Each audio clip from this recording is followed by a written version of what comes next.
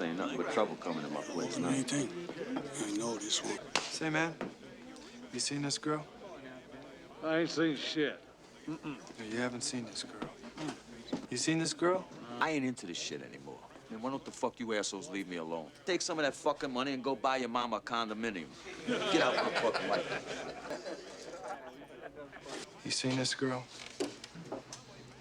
I seen the top of her head. Yeah, that was his head.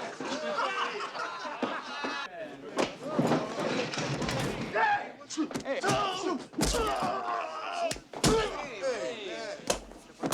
Holy fuck! Where's my piece? Take him out! This motherfucker's crazy! Freeze, motherfucker! Put the gun away.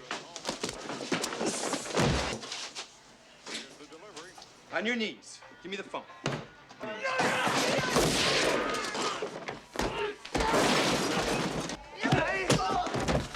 It's America.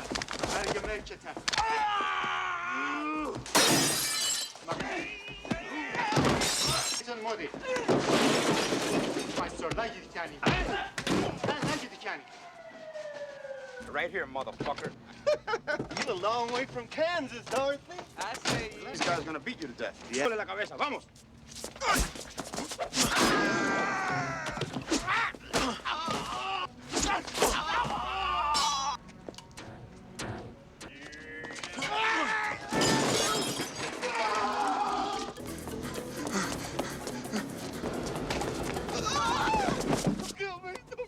Don't kill me, please.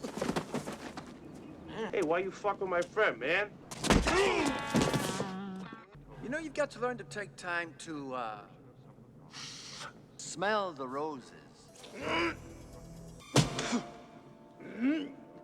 For the first time in my life, I'm gonna do it just for the fun. Jake, look out!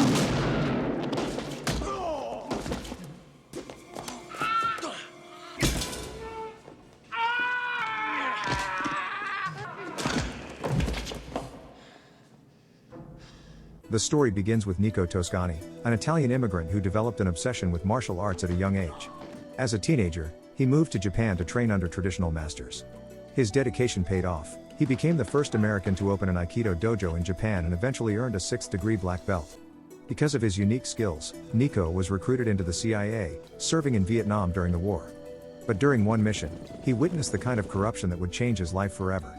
His superior officer, Kurt Sagan, brutally tortured prisoners of war, demanding information about drug shipments he was secretly trafficking. Shocked and disgusted by both Sagan's methods and other CIA agents' silence, Nico confronted him. What does this have to do with military intelligence? Just back off, partner. Fox, this guy's a... Shut up, Nico. Look, I can make you disappear. You guys think you're so... After a heated argument, Nico walked away from the agency and returned to the United States.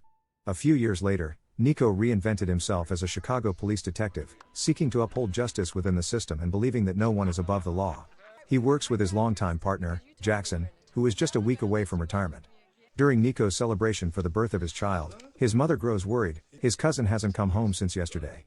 Knowing she often gets into trouble, Nico heads out to check on her. He tracks her to a rough bar, where the men inside mock him instead of answering his questions. You seen this girl? I ain't seen shit. No, you haven't seen this girl. You seen this girl?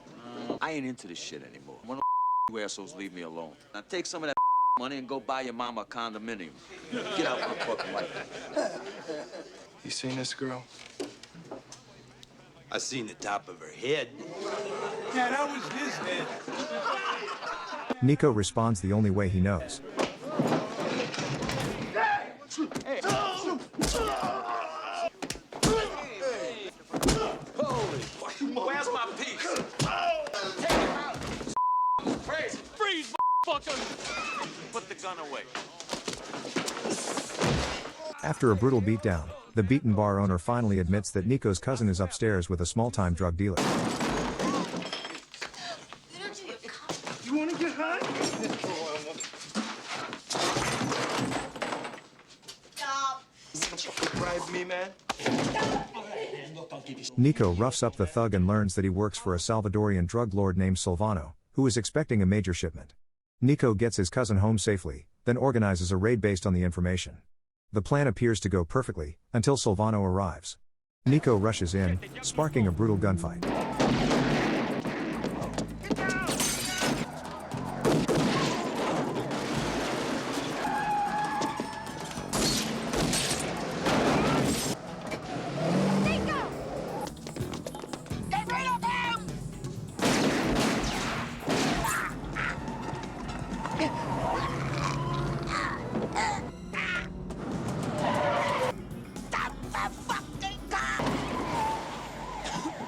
After a fierce chase and shootout, he arrests Silvano and his men. But when the police open the seized shipment, they discover something unexpected. They find military-grade explosives instead of the drugs. Things get even stranger when Nico learns that Silvano and his crew are essentially under federal protection and can't be touched. Silvano has been cooperating with certain federal agencies for some time, and his involvement is tied to a highly sensitive investigation. Because of that, any surveillance, harassment, or unauthorized action against him is strictly off-limits. The lead agent orders all detectives to stand down and drop the case immediately.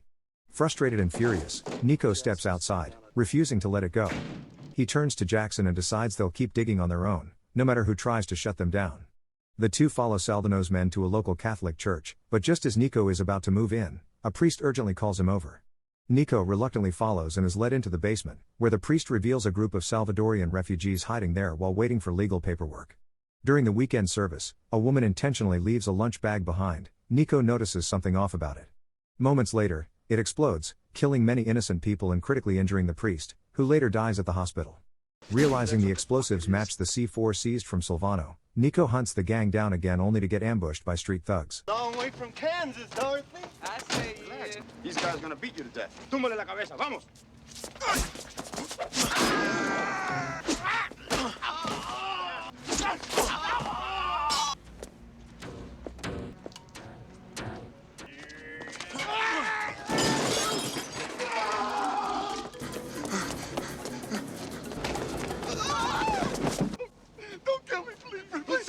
Nico defeats all the thugs in close combat, forcing the last one to admit that Silvano sent them. Hey, why you fuck with my friend, man? That night, Nico receives a call from an old Vietnam friend, Nelson, now working for the CIA. Nelson warns him to stay away from the case and to take his family somewhere safe. Seagal is still alive, and Nico's life is in danger. Minutes after the call, federal agents arrive with a search warrant. They confiscate his weapon and bring him to the station, where the captain forces him to surrender his badge and suspends him. As soon as he leaves, Nico meets his friend, who gives him a replacement gun. He tells Jackson not to worry about him anymore, he's no longer a cop.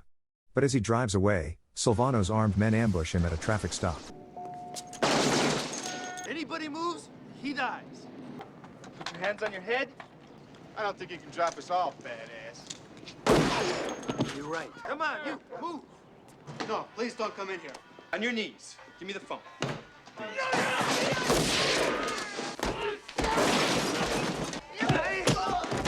Bruce America.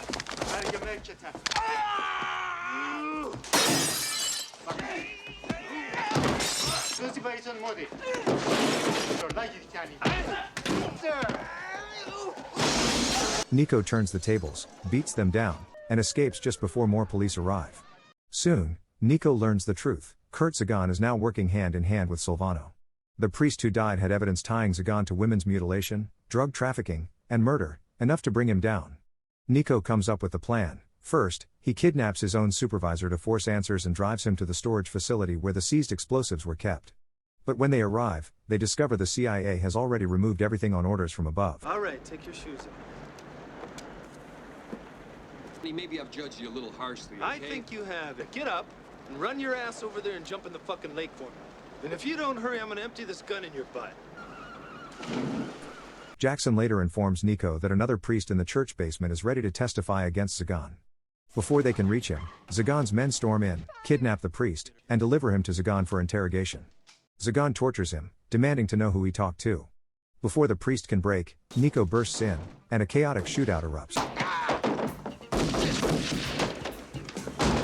In the crossfire, Jackson takes a bullet to the chest while Nico escapes by jumping onto a moving train.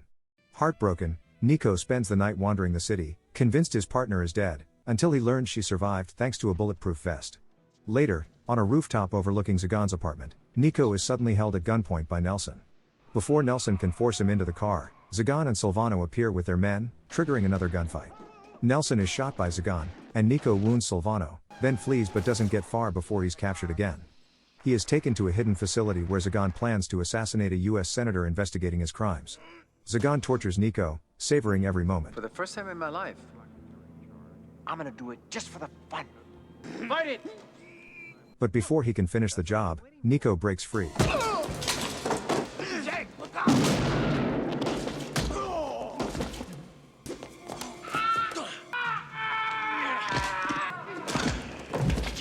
Weak and barely standing, Nico collapses just as Jackson arrives with backup. He's rushed to the hospital. Days later, as news crews gather outside Nico's home, the senator and his wife visit to thank him personally. Reporters ask about his life and his experiences. Nico answers calmly as the final epilogue rises, closing the story of a man who proved that no one is above the law. Subscribe for more dramas like this, and don't forget to like this video, it really helps the channel grow.